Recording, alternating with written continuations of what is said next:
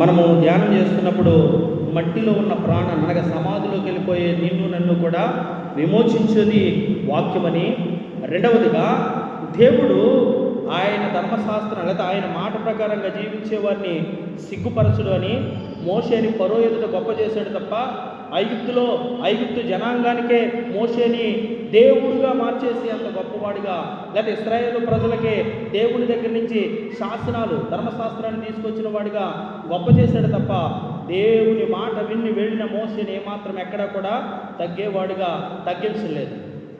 అందుకనే ఆయన వాక్యానుసారంగా జీవిస్తే ఆయన హెచ్చిస్తాడు, కానీ మనవలు మనం హెచ్చించుకుంటే తగ్గించబడతాం. రెండవ మాట ఏమిటంటే తెలుసా, యెహోవా నేను నీ శాసనములను హత్తుకొని ఉన్నాను, నన్ను సిగ్గుపడనీయకుము. 25వ అధ్యాయంలో కూడా ఆ మాట ఉంటుంది, చదవండి. 25వ అధ్యాయంలో 2వ వచనం, కీర్తన గ్రంథము 25వ అధ్యాయము 2వ వచనం. నీ యందు నమ్మికించి ఉన్నాను, నన్ను సిగ్గుపడము. దేవుని నమ్మించి సిగ్గుపడతామా? సిగ్గుపడ 20వ వచనం కూడా చదువు.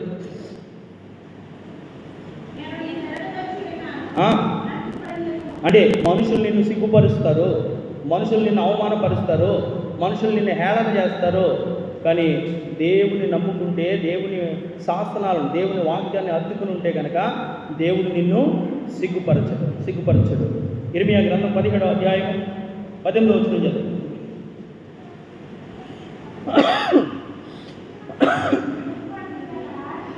చదువు.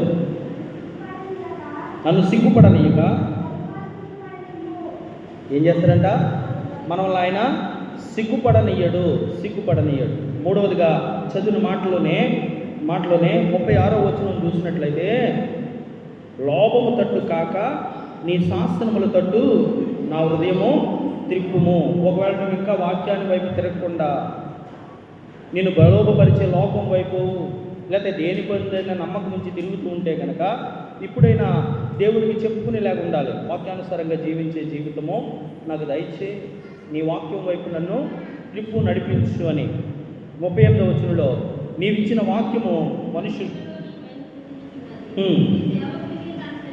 40వ వచనంలో నీ ఉపదేశములు నాకు అధిక ప్రియములు, నీతిని బట్టి నన్ను బ్రతికింపుము. దీంట్లో ఏం కనపడుతుంది అంటే కనుక ఇంకా చాలా సంగతులు ఉన్నాయి, కానీ ముఖ్య విషయాలు ముందుకు వెళ్ళిపోవటానికి నేను చెప్తూ ఉన్నాను. దాంట్లో ఏముంది అంటే కనుక వాక్యం. నువ్వు దేన్ని హత్తుకోవాలి అంటే కనుక వాక్యాన్ని హత్తుకోవాలి. ఒక చక్కటి మాట ఏం చెప్తున్నాడు తెలుసా, పురుషుడు తన తల్లిని తండ్రిని విడిచి చెప్పండి భార్యను హత్తుకుంటాడు, వారిద్దరు ఏక శరీరం అవుతారని.